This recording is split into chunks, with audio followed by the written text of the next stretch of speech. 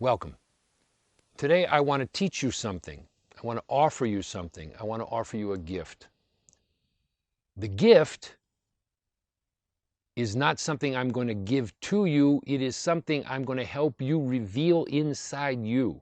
This is a gift that you already possess, but if you are like I was, you didn't even know that it was in you. And I can tell you that for me, the revelation of this gift that I already had in me has changed my life in very, very positive ways, has improved my health, and has made me able to fulfill a prayer that I have had for my whole life, which is to be of use in the greater field of humanity. So that's a big deal. That's a big promise that I'm making you, huh? But it's actually a very small thing. When you find it in you, I guarantee it's going to be worth your time to listen to what I have to say for a few moments. What I'm going to teach you to do today is, so to speak, to do compassion at will. Right? We all know what compassion feels like. Compassion is what most of us feel in relation to the children separated from their parents being held in the south of the United States. What would you say about that? We say our hearts open. We want to help somehow. Compassion is what almost everybody feels when there is a tsunami in Japan, or a few years ago, if you remember, the horrible tsunami in Southeast Asia. 250,000 people, 300,000 people dying in a few moments. Compassion is what people in Mexico feel when there's an earthquake. Compassion is what is called up inside us when there is a disaster.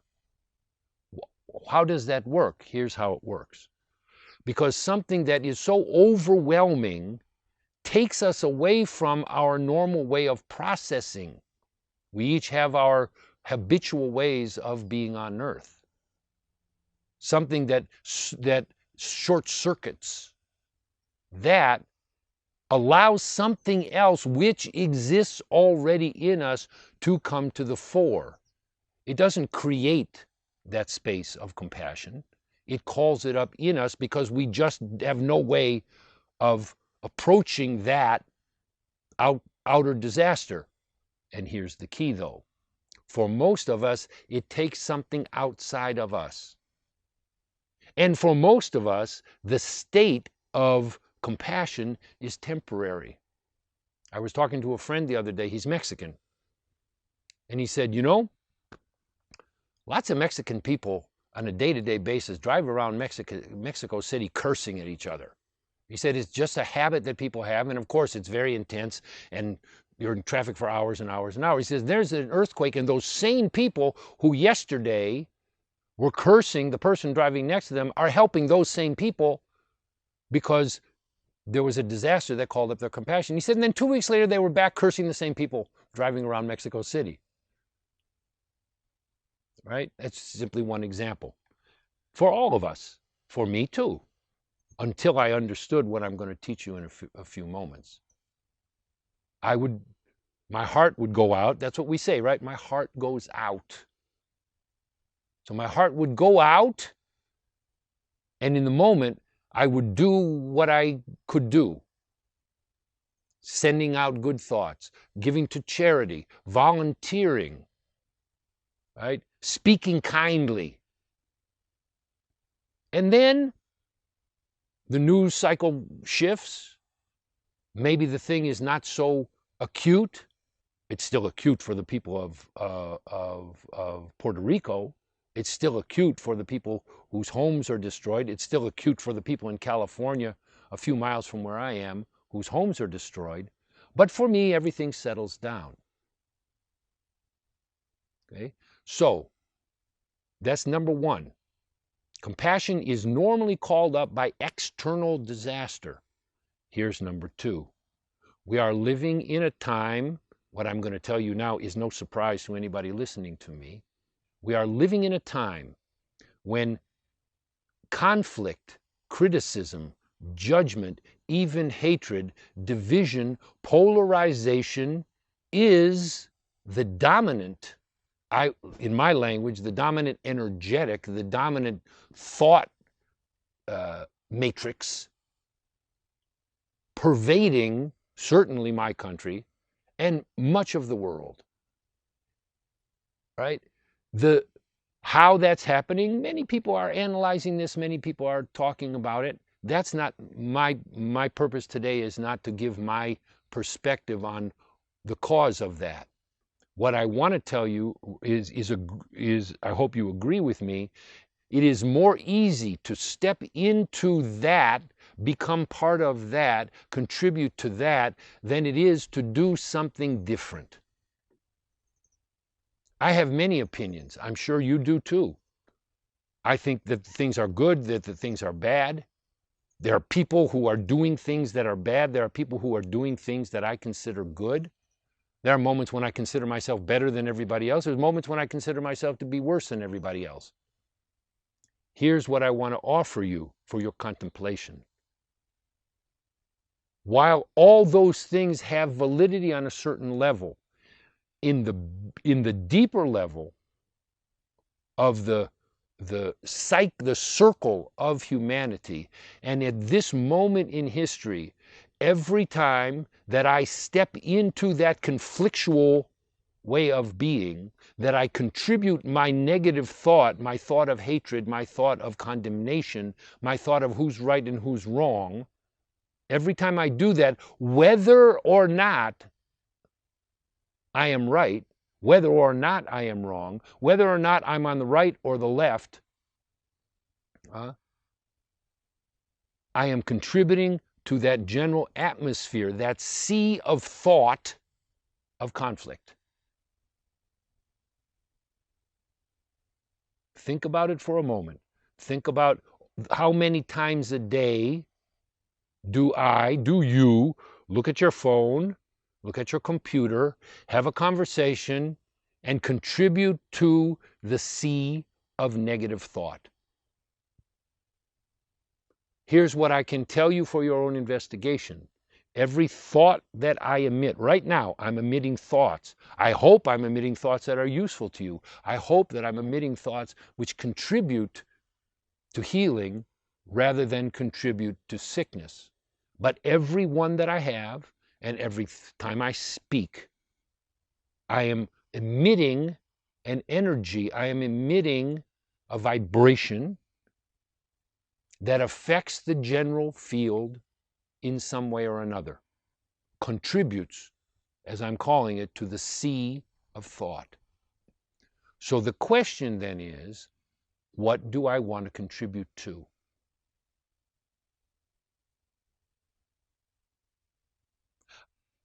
I am not in any way negating that there is right and there is wrong. I am not, but I am saying there is another level that exists inside us that can be of use in the healing of humanity, even the healing of the planet, if we want to take the leap, first of understanding, but second of action internally, and then action externally. We can contribute in a different way. We can be, as has been said, part of the solution and no longer part of the problem. I want to make another point to you. Compassion. Compassion has been, let me say it this way, compassion has been stolen, as have other natural energies that exist in us. Faith has been stolen. Hope has been stolen. Why? Because they have been framed in a religious context. The choice is not, the choice for a human to make at this point, in history is not between the religion of the standard religion and the religion of rationality. Those are not your only two choices. If you are someone that has reached the conclusion that for whatever reason, the religions that are being offered to you do not match you for many reasons, as many people are, and more people are reaching that conclusion, your only option is not to make your mind a god. Those qualities that some religions would claim to enhance in humans exist in you. If you are part of a religion, what should happen is that religion ideally will stimulate those things in you so you realize that they are in you. There is no priest, there is no minister, there is no guru, there is no rabbi, there is no teacher that can do your compassion for you. Your compassion lives in you, and when you own it, you become your own guru. That doesn't mean that you don't connect with a teacher. That doesn't mean that you even necessarily stop being part of any path that you're part of. But you're not putting outside you the power of truth, the power of compassion. In the same way as our compassion gets stimulated by negative disasters, we have come to rely on those who would claim to know more than us for what is inherent in us. So what I'm talking about then is not only of being use in the world, but also be empowered in me, in you. Because then you can choose what you wish to participate in. You don't need somebody to do your compassion for you. What you may do is join with others in a space of compassion, because in fact, when hearts join together, there is an exponential increase in the power, the potential for healing when hearts are joined together.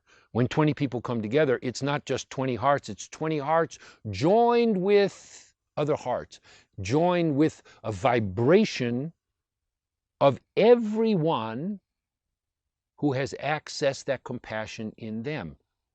Because in the general field, as I'm talking about, all these energies exist. So when I tap into my compassion, and then I join with your compassion, and your compassion, and your compassion, your compassion, I am joining with compassion, which also exists. It is, excuse me for jumping so far, a universal force. Compassion is a universal force. It exists in the universe and exists in all beings, all creatures. So you, therefore, just like hatred is a universal force.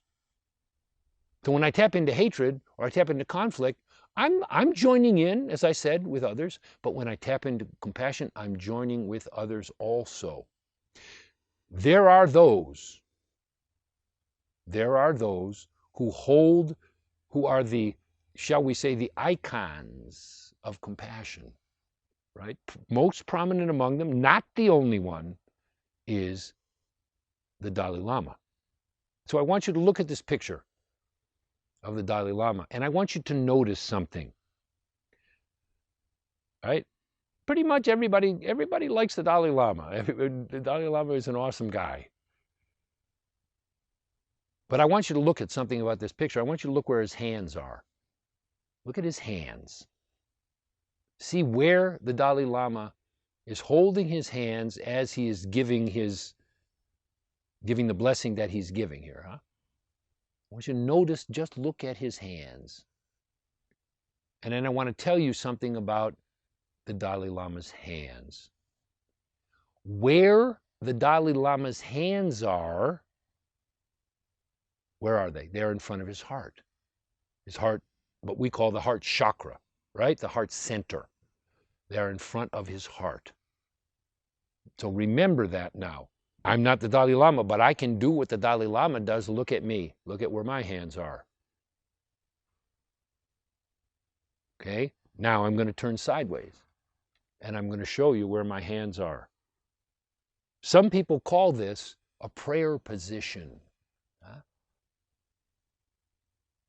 This is actually, as they say, wait for it.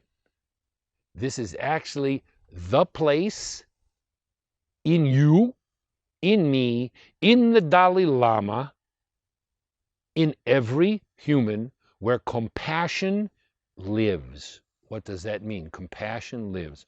I'm going to show you, I want to show you something else now. I'm going to show you a chart. This chart is one of the many renderings of what is called the energy system of humans. What I call this is, it is a map of the human energy vehicle, is a rendering of how the qualities that exist in you, that exist in me, all the different aspects of being a human being, where they live in your human energy vehicle. Now, for some of you, this may be a leap. I hope it is. So then this may cause you to study more what I'm talking about. For the purposes of this moment, for this teaching today, I simply want you to at least accept for the moment what I'm saying. In different discrete places, in what some people call your aura, in what I call your vehicle, in different discrete places, the qualities that make up you live, have a place they are assigned. As I said, I know that's a leap. Except for the moment at least that I believe it, except that I have lots of evidence that it's true, and keep tracking this with me for a few moments, because you're going to experience something that will convince you that what I'm saying has validity. Right? I'm not trying to sell you something, I'm trying to teach you something. Now, we're going to take all of that and we're going to reduce it down to one place, to what we call the heart chakra. The heart chakra is the center of all the energy makeup of a human. It is in the center. You have 3 below, you have 3 above. The heart is the center, and the heart is the key to everything that I'm talking about today. Because it is not metaphorical to say, when the disaster happens, my heart opens. That's not metaphorical. It's not imaginary. Literally, not metaphorically, this place where I'm touching in my body, that you can do if you want to right now, watching what I'm doing here, literally, that place in your body, but not just your physical body. Look what I'm doing here. Your bodies. Your heart chakra is not just here. Your heart chakra goes out this far on me. And every place, every discrete level of this incredible creation has a different vibrational quality that we then assign names to because of the way they feel and the way that they call us into action. So this is a lifelong study.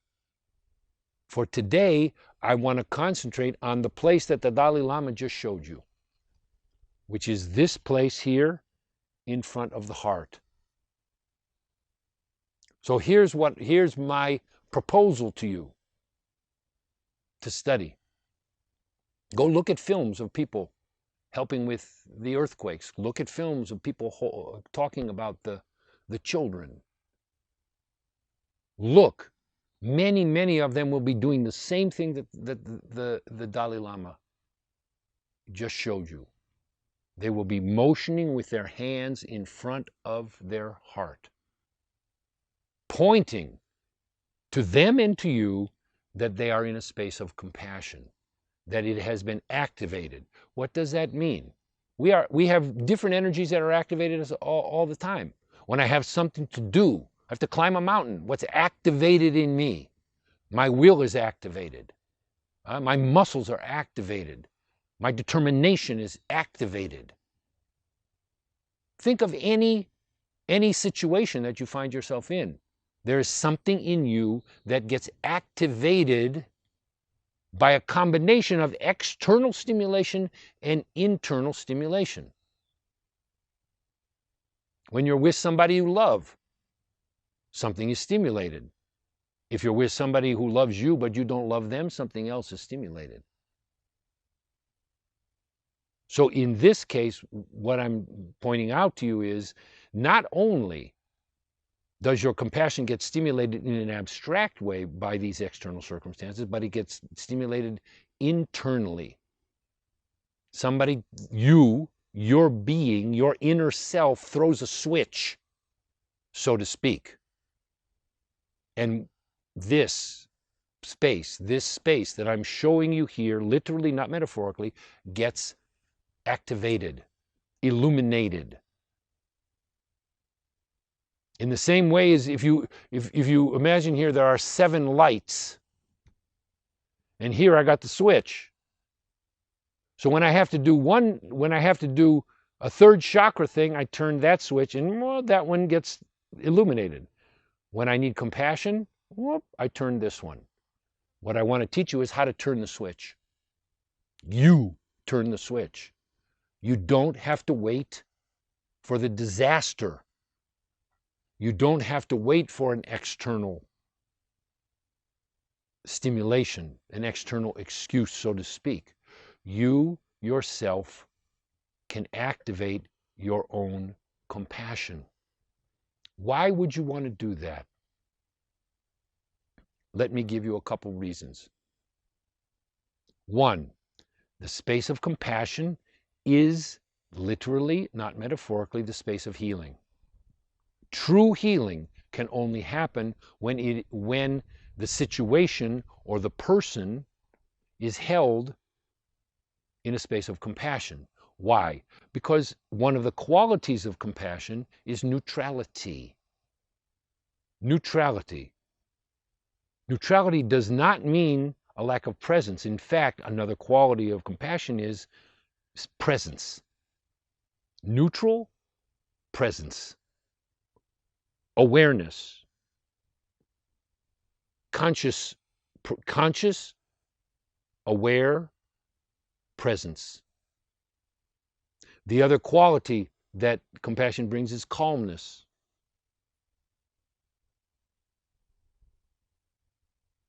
Right? So that space of neutrality that I learn how to hold for myself and I learn how to hold for others allows whatever can happen to happen.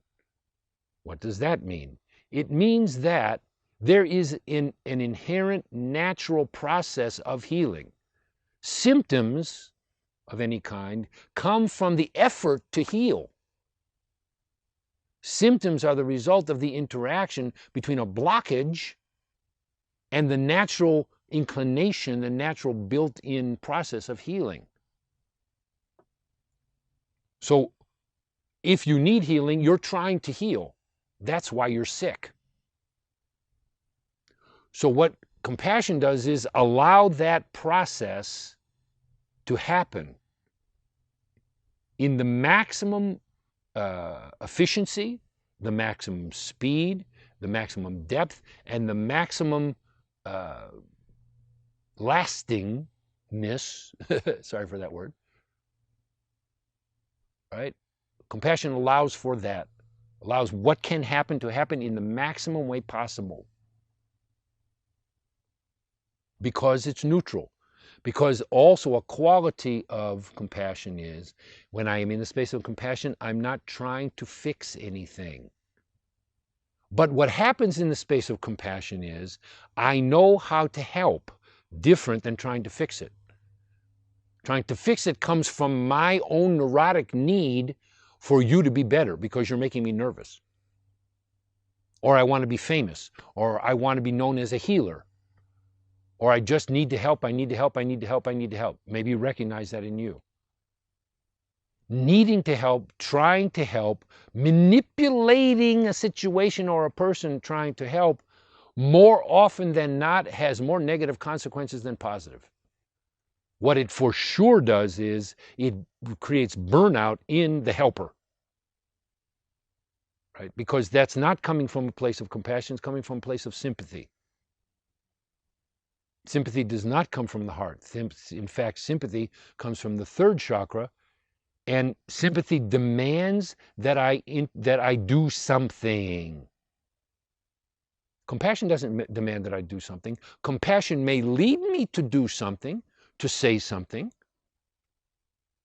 but not because I need to fix you, but because in the evaluation of my heart, of the situation, of your needs, what can help that be done more efficiently, more quickly, more completely, more deeply, may be a word, maybe a touch, maybe a medicine, maybe an herb, maybe nothing. That's the difference. Also, one way we know compassion is, it is not empathy. Empathy means we are in this together. I feel your pain. What's a famous statement? I feel your pain. In compassion, I don't feel your pain. I observe your pain. Your pain may touch me, but I'm not joining you in your pain, because that leads to burnout. And it also leads to resentment eventually, because you're going to change as you change. You're not going to change like I want you to change. So compassion is not sympathy. Compassion is not empathy. It is its own space of calm, neutral, non intervening presence. Now, compassion then assumes, as I said, I want to emphasize this again, that there is a natural process that is occurring. Right? So it's easier to see in a person. A person comes for healing. I do healing work. I teach people to do healing work. A person comes in front of me for healing. They are already motivated. Something is happening. They are motivated by symptoms. They are motivated by a life situation. They are motivated by an inner calling. It's harder to see in a general level, in the level of the human field. But it is my contention that all humans are seeking the same thing. And collectively, we are all seeking the same thing. The same thing, right? We want health. We want peace. We want love in our lives. We want comfort. We want, most of us, to feel something, to know something beyond the regular mundane world and the mundanity of our lives, right? And it expresses itself in many different ways, all those needs. What the space of compassion allows is for the natural evolution of those needs to take place, guided by the heart. Guided by the heart. We are in a moment on earth, not just because there's so much conflict, but we are in a moment on earth, I propose to you, when we are being called collectively to the heart. And that the conflictual field that I'm talking about the growth of conflict, the polarization that we are seeing and feeling and experiencing, and some of us and most of us in some ways participating in, is actually the death throes of a way of being on earth that no longer serves anybody. Even the people who think that it serves them, it is not actually serving them, because the call, the inner call in each of us and in humanity in general is to make a transition to being guided through, from, and by the heart. Compassion secures that space for whatever is going to need to happen to make that transition to the heart. Because it already is in the heart. So we are therefore, we are ahead of the game. When we learn to embody compassion, we are ahead of the game. It doesn't make us better. When you learn to hold the space of compassion, that in and of itself, it's not going to make you famous, it's not going to make you rich, it's not going to make you necessarily more popular or more beautiful, or you're not necessarily going to demonstrate the best you that you can ever be, the most magnificent ego self. You're going to be holding the space of the heart for whatever you need to do and whatever anybody else around you needs to do. When you hold the space of the heart, it will transform. It will transform. It'll transform your business. It is possible to do very successful, very clear, very prosperous business from the heart. It can be done. There are people doing it on earth. I'm not making this up. It is possible to have a medical system guided by the heart. It exists. It is possible to have an economic system guided from the heart. There are small enclaves of people doing this even now. It is the future. It is where we're going. And in the meantime, what's needed is to hold the space for all the off-gassing, for all the transformation, for all the negativity, and for all the exploration that is going on, can go on, and will go on. So that's a very long introduction, my dears, to what now I want to teach you. I want to teach you how to do this, right? This is the gift I want to give you. At the beginning of this, I promised you that I was going to give you a gift that would change your life. I'm going to give you the caveat now. You got to work it. I'm not offering you a pill. I'm not offering you instant anything. This is something you have to work. I'll tell you who doesn't have to work it. Who doesn't have to work it is little kids, who are they're up until a certain point, right? Up until we inculcate them with how it's supposed to be, how they're supposed to be. They're just little compassion machines. They play together. And look, compassion doesn't mean that you're a wimp. They fight and they yell and they cry and they do selfish things. But the fundamental place that a child, up into a healthy child who's received with love, who's received with kindness and tenderness and given freedom and limits at the same time, a healthy child will demonstrate compassion for their friends, for animals, for other people, right?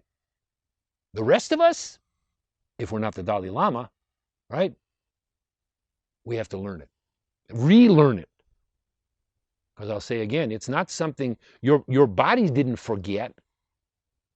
You committed yourself to living from your mind. You committed yourself to living from your third chakra to make a life on earth and to involve yourself with the promotion and devotion to your ego and to what I call the religion of opinion. That's another thing, by the way, excuse me, parentheses. Compassion has no opinion. Compassion just holds a space for everything. Okay? So, I want to teach you how to do it. Okay? And then it's up to you to practice however you wish. Okay? So, here's what I'm going to ask you to do right now. You can do this with your eyes open, or you can do it with your eyes closed. The first thing is you're going to make contact with your own energy self. Your own energy self. What do I mean by that? What I mean by that is I'm used to thinking of myself as my physical body. My physical body is just one level, a very useful level, of my own vehicle. But I have underlying this apparatus through which I am communicating to you, there is an energetic, vibratory underpinning to that. So I want to help you make contact with it. Some of you will know what I'm talking about already. Some of you know. Here's how you do it. For this, you're going to need to close your eyes for a moment, and you're just going to need to listen to what I'm saying. You need to sit in an upright position, however you are. Sit in a chair, sitting on the floor, sitting cross-legged, doesn't matter. You're going to close your eyes, and you're going to pay attention to your breath going in and out. You're just going to pay attention to the sensation of your breath.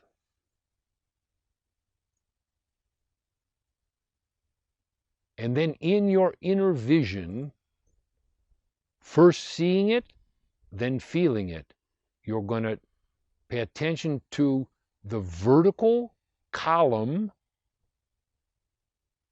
at the center of your body, in front of your spine, running from the base of your body to the top of your head. There is a column of energy, a tube. See it, feel it, sense it, make it up. It doesn't matter in this moment. If you don't feel what I'm talking about, imagine it and breathe and feel that.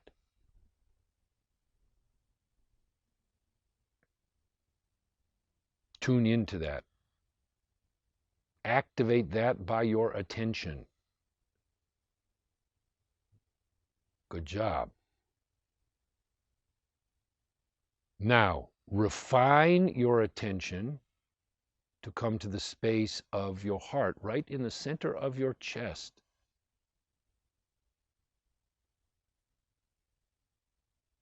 And now add to it, put your fingertips on either side of the center of your chest. Gently.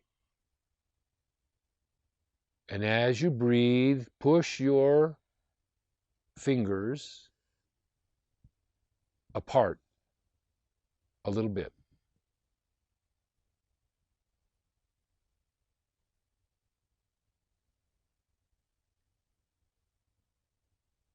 Like that. That's what you're doing.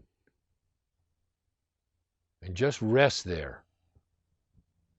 When I say to you, be there, whatever that means to you, however you understand that, however you can do that, just be in that space. Be right there. Your attention, imagine yourself sitting there.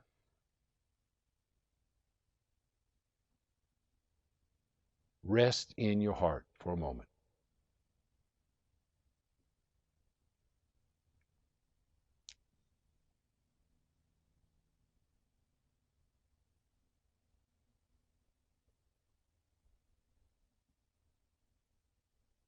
Good. Now, for this one, you're going to have to open your eyes for a second and look at what I'm doing. I want you to do this. I want you to stick your hands out in front of your chest. Make a shelf. Make a shelf. a dock. You're going to walk out on the dock to where your fingers are, and you're going to sit next to the lake.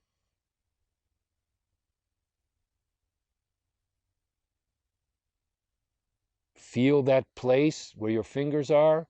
Imagine yourself sitting there. Go there in your energy, however you do. Each person is different as to how you arrive at this place. It doesn't matter. One way is not better than the other. Step out. Step out. Sit there. Lie there. Breathe there. Now imagine, feel, sense a ring surrounding your whole body at that distance. Surround your whole body at that distance. There you go. That, right now, not metaphorically, is the space of compassion. You are, by your attention, right now, activating the space of compassion in you.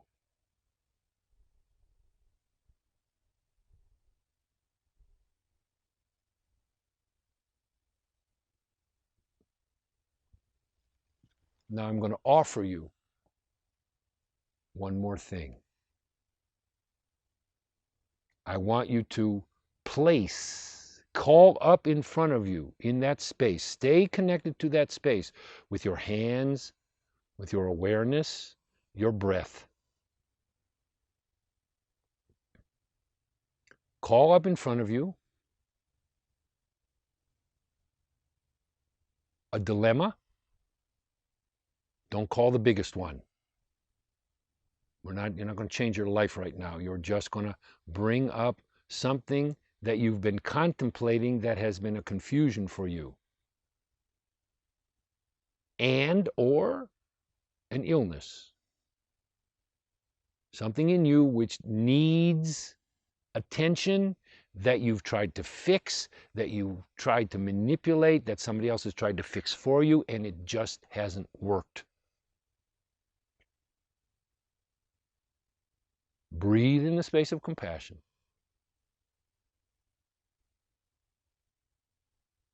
Let your mind drift away. You're not trying to understand it. You're just bringing it.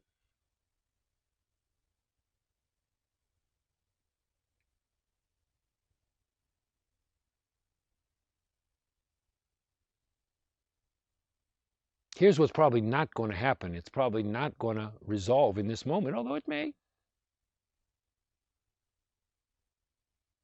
But if you're in the space of compassion, your relationship to it is different.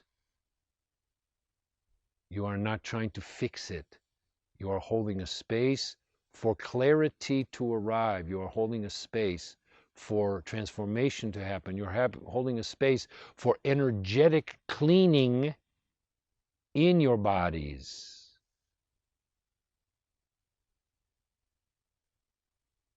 You're holding a space for what can happen to happen more quickly, more calmly, more completely, more deeply.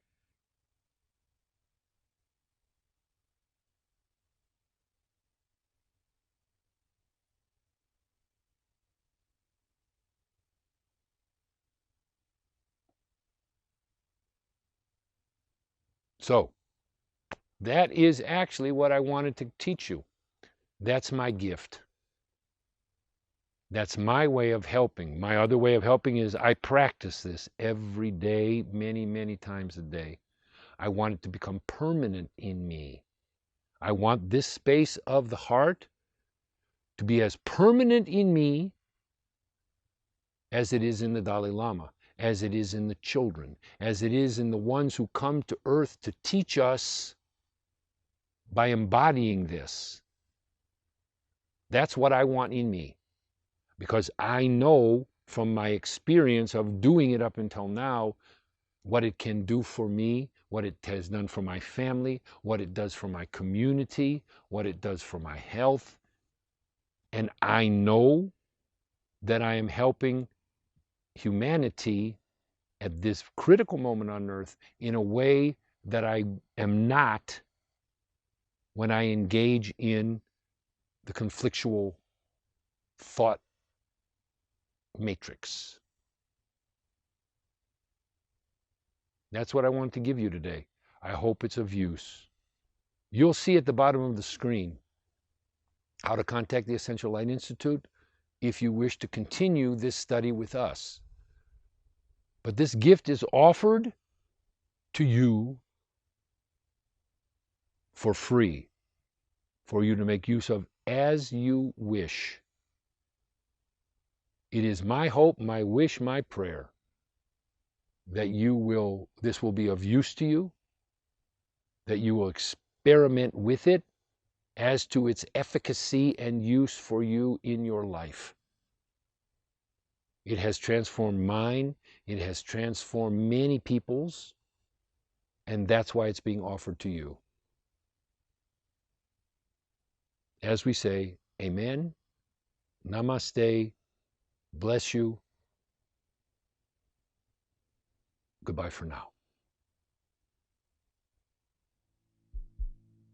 I am divinity defined. I am the God on the inside. I am a star, a piece of it all. I